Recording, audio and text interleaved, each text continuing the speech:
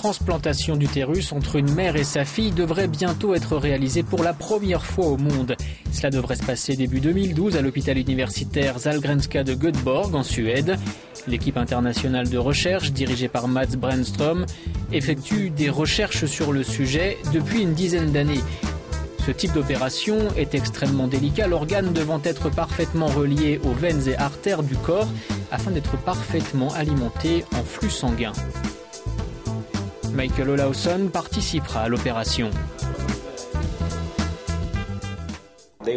Les deux femmes seront sur la table d'opération en même temps. Une équipe chirurgicale retirera l'utérus de la donneuse pendant qu'une autre équipe préparera la receveuse pour la transplantation.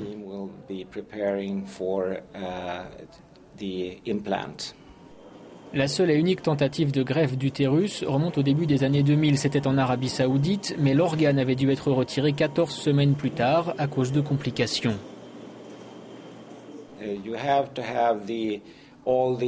Il faut connaître parfaitement toutes les différentes spécialités, de la chirurgie transplantatoire à l'obstétrique, de la gynécologie à l'anesthésie utilisée pour les patients lors d'une greffe, etc., etc.